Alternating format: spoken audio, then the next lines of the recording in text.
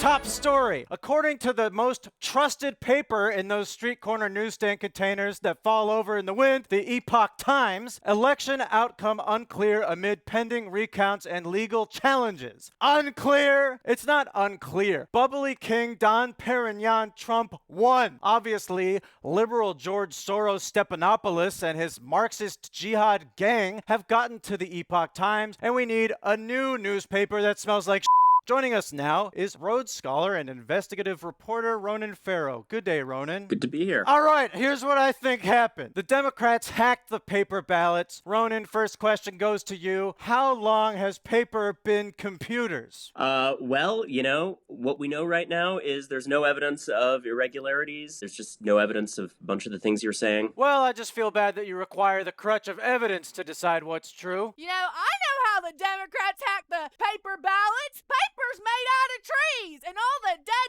Democrats were in the ground influencing the trees and whatnot and what have you and such. Now, after the Democrats cheated in the presidential Super Bowl sponsored by Limp Bizkit flavored Doritos, we vowed to never play again. But now RNC Chair Ronna McDaniel is telling us to get back out on the field. Teams are switching the votes, and we go there in crazy numbers. And they should have won, but then there's still... Yeah, we have to... we didn't see that in the audit, so we've got to just... that evidence I haven't seen, so we'll wait and see on that. How are we going to do money and work when it's already decided? It's not decided. With the certification. So if you lose your faith and you don't vote and people walk away, that will decide it. This reminds me of Varsity Blues when James Vandersloot Beek said, yes, the game is 100% rigged, but risk getting a deadly virus to win. Ronan, have you seen the 1999 movie Varsity Blues so you understand what's happening in 2020 Georgia electoral politics? I've never seen Varsity Blues. Yeah, Rhodes so Scholar. I can't say I'm an expert on this. What I can say is the point that was made earlier that people are at risk of losing faith in electoral institutions. There's some truth to that. There's a dangerous thing happening here. People with political motive are calling into question institutions that are actually up and running pretty well right now. Georgia is a place where democracy is working pretty much as it should right now. I mean, this is war. And as stated in the Third Amendment, Georgians have to quarter poll watchers in their houses and stock up on frozen pancakes, everybody, because every morning I wake up starving. Just donate to the super PAC that I've co-founded with Callista Gingrich that promises to challenge the Georgia election results as soon as we finish remodeling our kitchens. Now, I've been followed in the night by the ethereal specter of a young woman for so long that she is surely of legal voting age now. So let's not complain about dead people voting and start having real conversations with these shadow demons about why the Republican platform is right for them. Right. Now, I want everyone to look at this shiz. Arizona's Republican governor was certifying the fake election results when he got a call from the commander-in-chief requesting one horsey sauce-soaked battleground election, please. And here's what he said. What he did.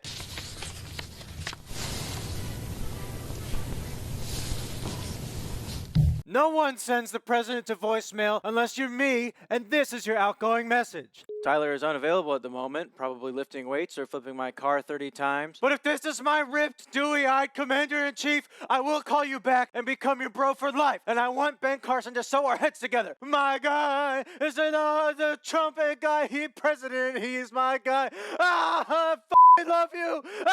That's how you respect the office? Now, Ronan, you rose to prominence for your intrepid journalism in the war on men, helping to spur a Me Too reckoning in Hollywood, media, and politics. But one industry has avoided the microscope, and that's those nasty mofos on Wall Street. It seems like the only Brooks brother who got dragged was this little crazy guy here. At least I didn't have a boss who said to me, kill it. The way that Mayor Bloomberg never is alleged said to that. have said to one of his pregnant employees, a billionaire who calls women fat broads and horse-faced lesbians. And no, I'm not talking about Donald Trump. I'm talking about Mayor Bloomberg. Democrats are not going to win if we have a nominee who has a history of hiding his tax returns, of harassing women. So a Wall Street guy got called out, but only because he ran for president and was the most charmless cyst in the universe. Now, I didn't think the Me Too movement mattered until I realized my daughter is eyes pop out of your head sexy, and she just got an internship at a bank. So I am freaking out badly. So what is it about Wall Street that allows people to get away with this? Look, power and money can be a shield. We've seen that in story after story, and it's unfortunate that in a lot of cases it's taken investigative journalism, not just from me, from a whole community of reporters who've worked on these kinds of stories, to break through inaction by authorities that should have investigated serial crimes. So what Elizabeth Warren says about the way that Mayor Bloomberg talked about women is certainly true. Whether there's something worse behind that, we don't know. There haven't been those kinds of disclosures about Mayor Bloomberg. There was a substantive discussion about his use of non-disclosure agreements. I'm not saying this is true in Bloomberg's case, but in a lot of cases, powerful people use legal instruments like non-disclosure agreements to evade accountability.